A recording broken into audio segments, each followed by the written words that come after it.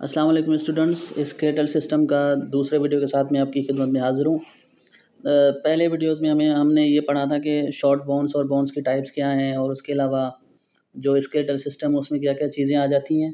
आज short bones से हम स्टार्ट कर रहे हैं क्योंकि लास्ट वीडियो हमने यहीं पे एंड की थी। तो सबसे पहले शॉर्ट बोन्स में अगर हम बात करें शॉर्ट बोन्स की, तो short bones are like cube, या आप ये भी कह सकते हैं कि short bones have cube like structure. Cube like structure, ठीक है। तो इनकी क्यूब लाइक स्ट्रक्चर होती है। क्यूब आप लोगों ने देखा होगा क्यूब किस तरह से होता है। अब अच्छा, इनकी खसूसियत ये है कि ये लेंथ, विड्थ एंड थिकनेस, इन तीनों चीज़ों में तकरीबन ये एक जितनी साइज़ के ही होते हैं, ठीक है। मतलब ना इनकी ज़्यादा लेंथ बड़ी होती है, ना इनकी थिकनेस ज़्यादा होती है और ना इनकी विड्थ ज़्यादा होती है।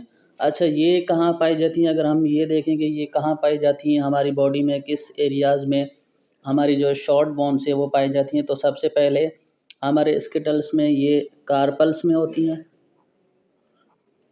ठीक है। उसके बाद ये हमारी रिस्ट में होती हैं, एंड देन ये हमारे टार्सल्स और एंकल्स में भी होती हैं। मैं अभी आपको एग्जांपल्स भी बताता हूँ कि टोटल कितनी कहाँ पर होती हैं, ठीक है। Tarsals and ankles.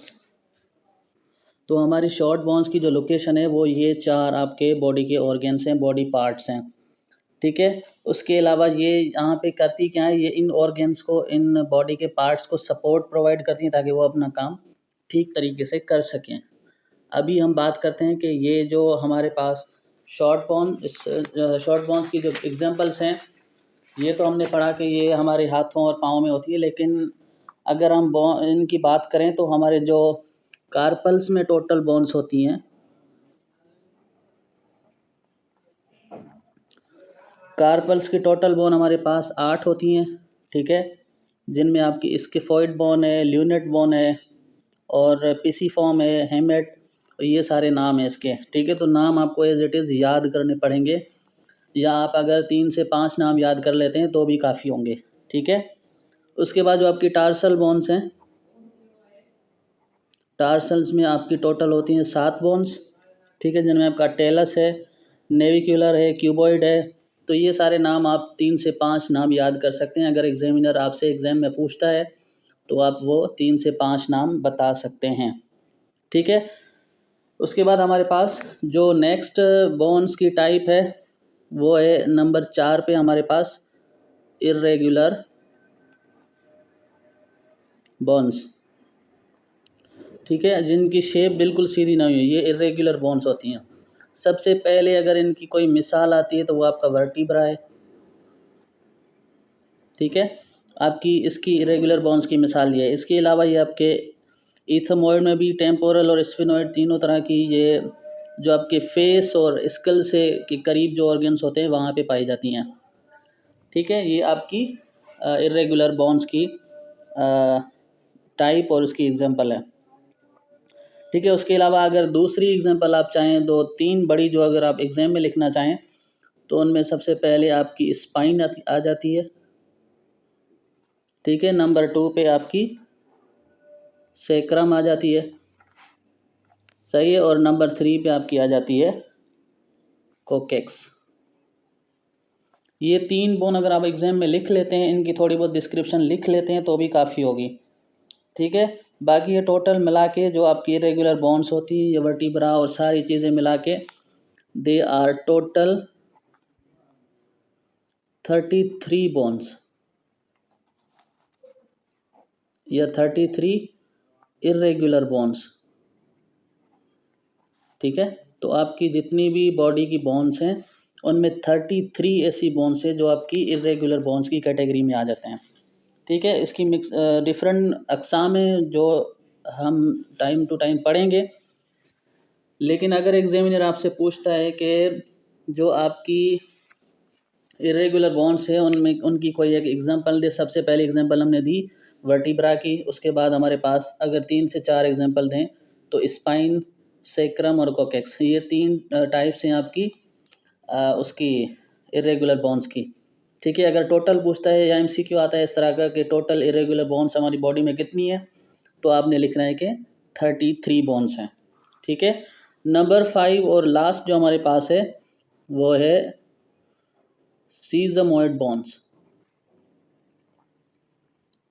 ठीक है, सीजमोइड बोन को हम सीजमोइड बोन क्यों कहते हैं, यहाँ पे इस वर्ड पे आपको थोड़ा रुकना है। ये निकला है सीसेम से। ठीक है, सीसेम सीड, मतलब ये बिल्कुल इस तरह की होती हैं जो सीड लाइक स्ट्रक्चर होती हैं। जिस तरह से आपके घुटने में होती है पेटेला, अगर आप उसकी स्ट्रक्चर देखें तो ये बिल्कुल आपके सीड जैसी होती है, जो सीड जिस तरह से हम नॉर्मली सीड्स देखते हैं। ठीक है, इसके अलावा ये हमारे पास कहाँ कहाँ पे होती है, टेंडन्स में होती है।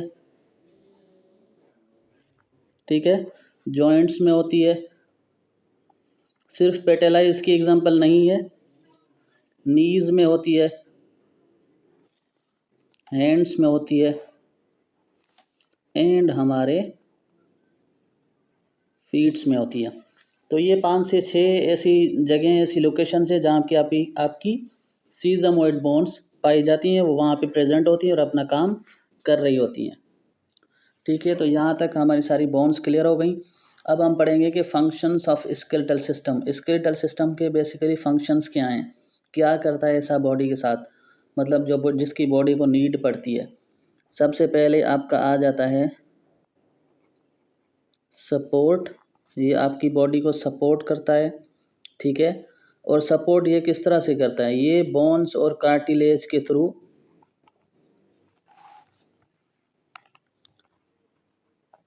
आपको सपोर्ट करता है। ठीक है, आपके स्केलेटन को सपोर्ट करता है, क्योंकि वो एक फ्रेमवर्क होता है जिसमें सारी चीज़ें आपकी होती हैं। ठीक है, कि बॉडी के पार्ट्स आपस में कोलैप्स ना हो। अगर बोन्स और कार्टिलेज आपस में मिली हुई हों, उनके आगे मसल्स हों, तो वो आपस में कोलैप्स नहीं होंगे, मतलब वहाँ पे कोई ऐसा मसला नहीं होगा। हर कोई अपनी तरफ से अपना पूरा काम जो उसको टास्क दिया गया है वो करता जाएगा। ठीक है, नंबर 2 पे हमारे पास है प्रोटेक्शन। अभी जैसे मैंने आपको बताया कि अगर पार्ट्स में आपस में स्पेस होगा तो वो एक दूसरे के साथ टकराएंगे नहीं, एक दूसरे के साथ उनकी स्पार्किंग नहीं होगी। अगर स्पार्किंग नहीं होगी, बीच में मसल्स होंगे, तो वो उनको अपना काम करने से नहीं रोकेंगे, हर कोई अपना काम करेगा।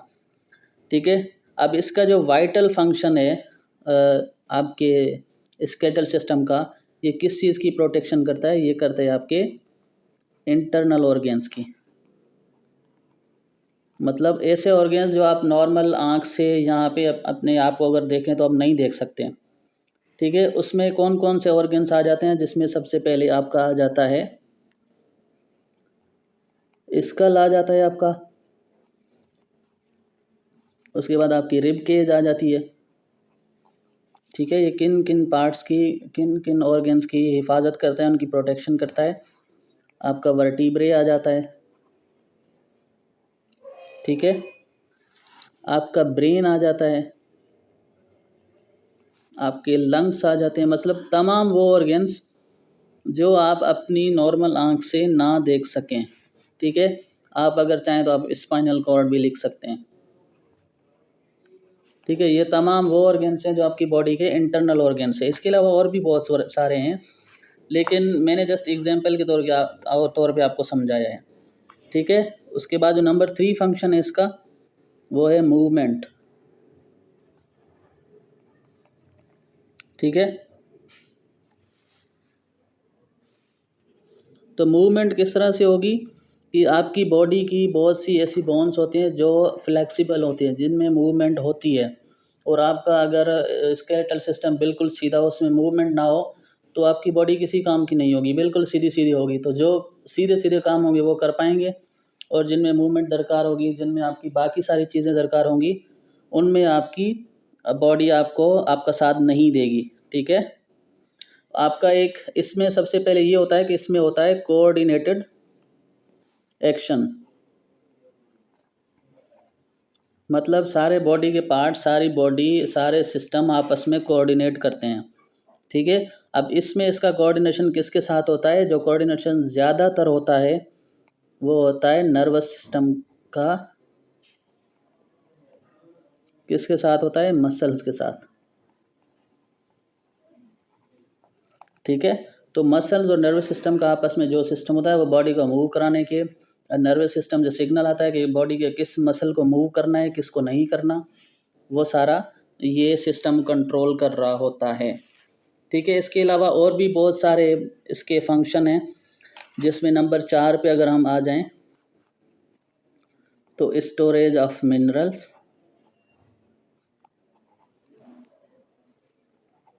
ये हमारी बॉडी के इलेक्ट्रोलाइट बैलेंस में आ जाते हैं कि मिनरल कौन कौन से हमारे पास होते हैं। बेसिकली आपकी बोन्स को कैल्शियम चाहिए, ठीक है।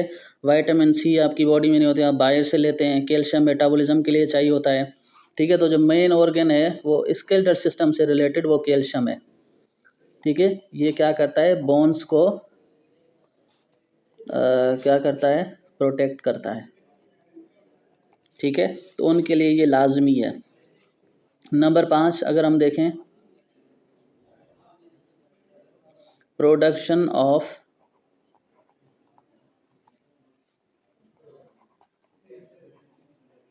ब्लड सेल्स, ठीक है। इसमें ये होता है कि आपका स्केलेटल सिस्टम का एक फंक्शन ये भी है कि वो हेल्प करता है production of new blood cells, ठीक है। अब इसमें क्या होता है कि हेमाटोपोइसिस बेसिकली एक प्रोसेस है।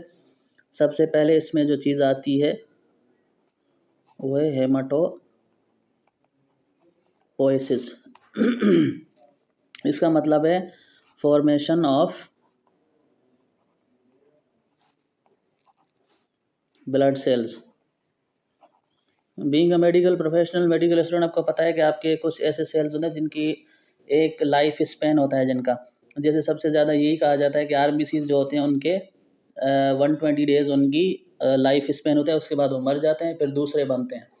अब जो दूसरे आरबीसीज फ़र्ज़ करें जो मर गए, स्प्लीन में चले गए, उसके ग्रेवयार्ड में चले गए, तो जो दूसरे नए ब्लड सेल्स बन रहे होते हैं, जो आरबीसीज बन रहे होते हैं, वो आपके बोन मैरो से बनते हैं और वो हेमाटोपोइसिस के प्रोसेस के थ्रू आपकी बॉडी के अंदर आते हैं, उसके थ्रू बनते हैं, ठीक है। इसके भी बहुत सारे हेमाटोपोइसिस के भी बहुत सारे फंक्शन हैं, जिसमें सबसे पहले अगर हेमाटोपोइसिस के फंक्शन की हम बात करें,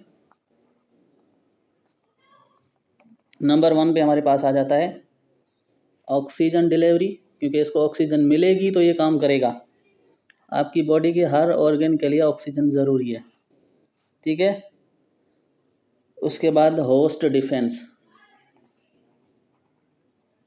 ऑक्सीजन तो आ गई लेकिन होस्ट को तो कोई थ्रेट नहीं है, उसको तो कोई ख़तरा नहीं है, ठीक है। उसके अलावा और भी बहुत सारे फंक्शन हैं, बहुत सारे इसके काम हैं। जिस तरह से अगर हम एक और बात करें तो हेमोस्टेसिस है, वो ब्लड से रिलेटेड, उसकी ब्लड की प्रोटेक्शन करना होता है कि हेमोस्टेसिस क्या होता है, ज़्यादा ब्लीडिंग ना हो, तो ये सारी चीज़ें इसमें आ जाती हैं, ठीक है। अब जो नेक्स्ट टॉपिक है हमारा वो है bones of axial skeleton. Axial skeleton हम किस स्केलेटन को कहते हैं? बेसिकली जो आपके सर से लेके आपकी कमर तक है, मतलब आपकी थाई से ऊपर तक जो आपका हिस्सा है उसको हम बोलते हैं एक्सियल स्केलेटन, ठीक है। अब उसमें क्या क्या चीज़ें आती हैं? उसमें आपके ओसिकल्स आ जाते हैं, आपकी हाइयोइड बोन आ जाती है, आपकी रिब केज आ जाती है, आपका वर्टिब्रल कॉलम आ जाता है, आपका स्कल आ जाता है, ठीक है। उसके अलावा आपके हाथ, आपका पेट और आपके ये एब्डोमिनल कैविटी जो है, एब्डोमिनल पेरिटोनियल जो लेयर है, ये सारा आपका आ जाता है आपके एक्सियल स्केलेटन में।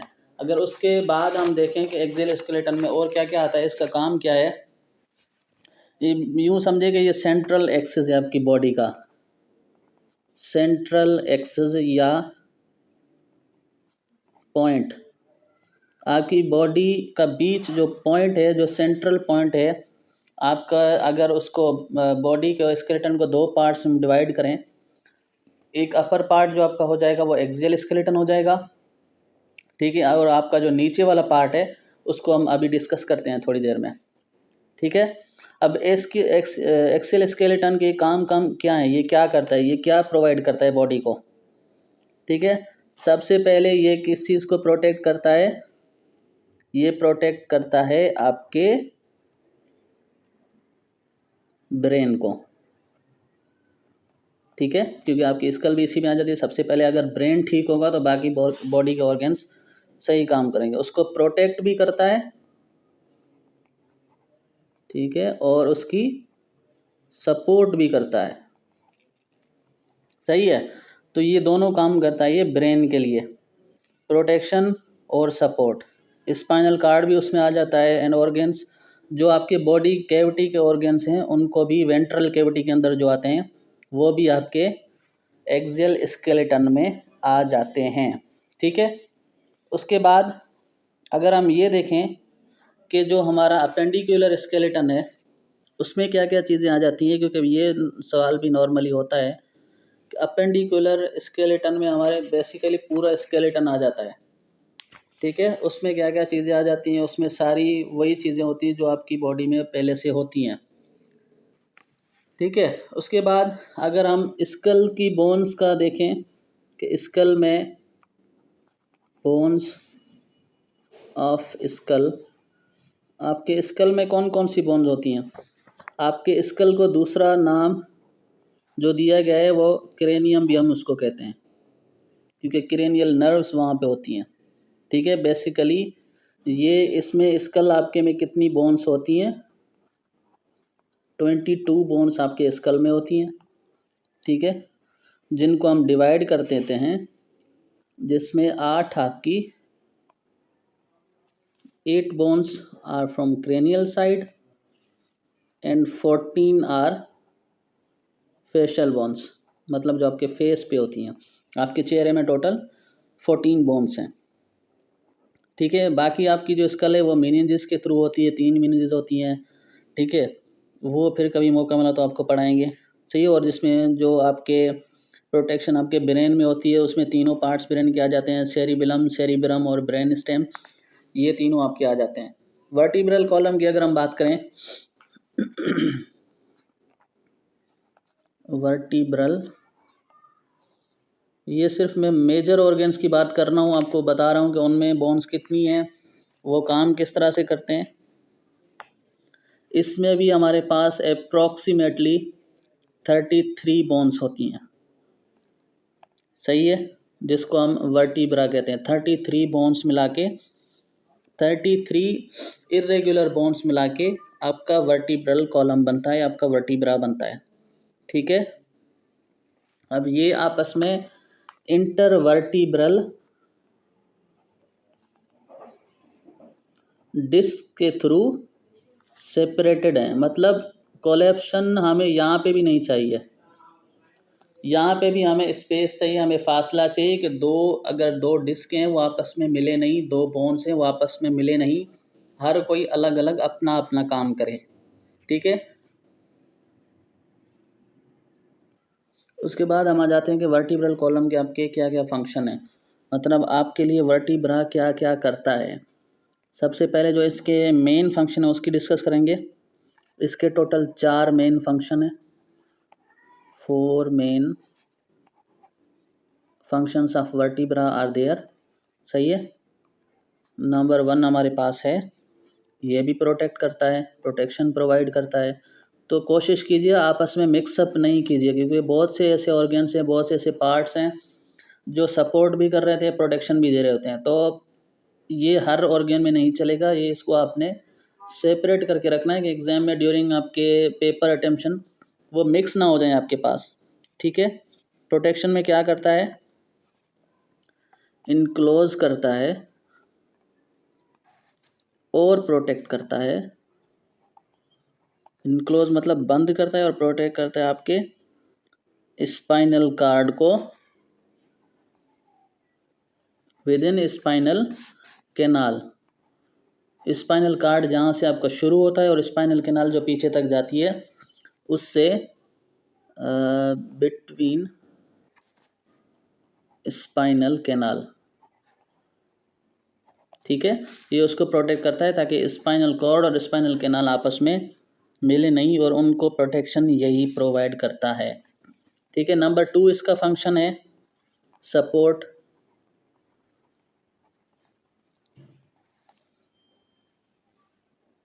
अब ये आपकी सारी बॉडी का जो एक्सियल स्केलेटन है, एक्सियल स्केलेटन का जितना भी बॉडी वेट है वो मेंटेन करता है। ठीक है, आपके एक्सियल स्केलेटन का जितना भी बॉडी वेट है उसको वो मेंटेन करता है। उसके बाद इसका नंबर 3 फंक्शन है एक्सिस। ठीक है, अब एक्सिस में क्या होता है, it forms the central axis of the body. ये हमें बताता है, ये बॉडी का जो सेंट्रल एक्सिस या बॉडी का सेंट्रल पॉइंट है वो हमें बताता है कि वो कहाँ पर है। ठीक है, ये भी हमें, ये जो हमारा वर्टिब्रल कॉलम है ये बताता है, क्योंकि वर्टिब्रल कॉलम आपका बिल्कुल नीचे तक जाता है। ठीक है, नंबर 4 अगर हम इसका देंगे, one of the last important function वो है मूवमेंट। ठीक है, अब ये क्या मूवमेंट कराता है, इट हैज़ रोल या it plays role in both posture and movement. Posture का मतलब है अगर आप एक पोजीशन में बैठे हैं तो आप खड़े हो जाएं, अगर आप खड़े हैं तो आप सो जाएं, या अगर एक पोजीशन में हैं तो आप अचानक से दूसरी पोजीशन में जाना चाहते हैं, ये आपका पोस्चर है, मतलब किस पोस्चर में आप बैठे हुए हैं। तो ये उसको भी, ये भी उसी का काम है कि पोस्चर को आप किस तरह से मेंटेन करते हैं और ये आपको उसमें मूवमेंट किस तरह से प्रोवाइड कर सकता है। उसके बाद आ जाते हैं आपकी रिब केज में टोटल कितनी बोन्स हैं। ठीक है, अगर हम रिब केज की बात करें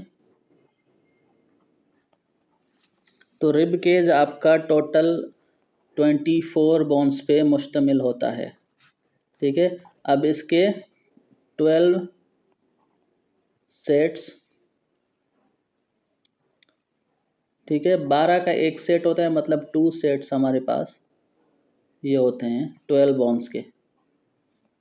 24 बोन्स एक तरफ होती हैं आपकी जो रिब केज है उस तरफ, और 24 बोन्स आपके चेस्ट के या आपके जो स्टर्नम है उसके या आपकी रिब केज की दूसरी साइड होते हैं। ठीक है, रिब केज आपकी किन बॉडी ऑर्गन्स की प्रोटेक्शन करता है, ये आपके चेस्ट की प्रोटेक्शन करता है, ये आपके हार्ट की प्रोटेक्शन करता है, लंग्स की प्रोटेक्शन करता है, ताकि उनको कोई डैमेज ना हो। ठीक है, ये आपकी रिब केज के बारे में हो गया। अब आपकी जो अपर एक्सट्रीमिटी है, जो आपकी अपर एक्सट्रीमिटी और arm functional unit of the upper body, उसको जो उसके कितने फंक्शन हैं, अगर हम उसकी बात करें अपर एक्सट्रीमिटी की,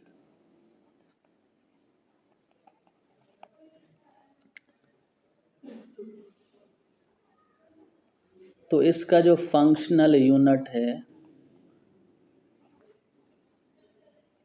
वो आपका है आर्म, आपका बाजू। ठीक है, बेसिकली ये 3 सेक्शंस पे कंसिस्ट करता है, 3 सेक्शंस होते हैं इसके। नंबर 1 हमारा होता है अपर आर्म। ठीक है, नंबर 2 हमारे पास क्या है, फोर आर्म। सही है, नंबर 3 हमारे पास है हैंड। तो ये सारा आपके हाथों और आर्म्स का काम होता है। ठीक है, तो इसमें टोटल मिला के हमारी जो बोन्स बनती हैं, फिंगर, हाथ और सारे बोन्स मिला के ये हमारे पास टोटल बोन्स बनती हैं 30। सही, आपके आर्म्स, रिस्ट और जो आपकी सारी बोन्स हैं इस 4 आर्म से मिला के वो टोटल हमारी 30 बोन्स बनती हैं। सही है, अब डिफरेंस अगर हम करें between male and female pelvis, difference ये आपका लास्ट टॉपिक है, वीडियो ज़्यादा लंबी हो जाएगी लेकिन आप पूरी देखिएगा ताकि आपको हर बात समझ आए। Between male and female pelvis, इनमें क्या फ़र्क है। ठीक है, अगर हम फीमेल के पेल्विस की बात करें, आप इधर फीमेल पेल्विस लिख देते हैं, इधर हम लिख देते हैं मेल पेल्विस। तो इनमें क्या फ़र्क है, सबसे पहले अगर हम फीमेल पेल्विस की बात करें तो सबसे पहले ये लाइटर होता है। थिनर होता है और स्मूथर होता है। ठीक है, अगर हम मेल के इसी ऑर्गन की बात करें तो ये हेवियर होता है, थिकर होता है, बिल्कुल उन वर्ड्स के अपोजिट में। ठीक है, एंड मोर प्रोमिनेंट मार्किंग या प्रोमिनेंट मार्किंग्स लिख सकते हैं। ठीक है, ये हो गया पहला डिफरेंस। अगर हम दूसरे की बात करें तो प्यूबिक आर्क और एंगल, मतलब वो किस एंगल में होते हैं, उसकी विड्थ क्या है, वो होता है फीमेल में 80 to 90 डिग्री। ठीक है, और मेल में यही होता है 50 to, मेल में यही ऑर्गन होता है 50 to 60 डिग्री। ठीक है, उसके बाद सैक्रम है नंबर 3।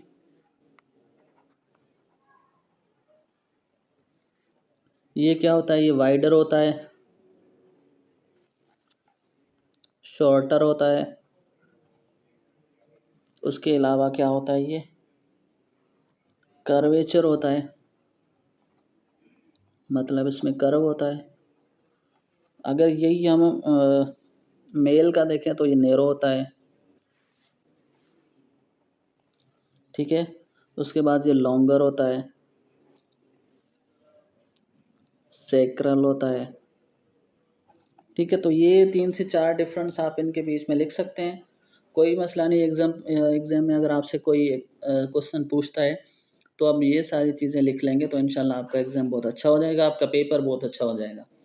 ठीक है जी, यहाँ हम आपने इस चैप्टर को कंप्लीट करते हैं, जो हमारा स्केलेटल सिस्टम था।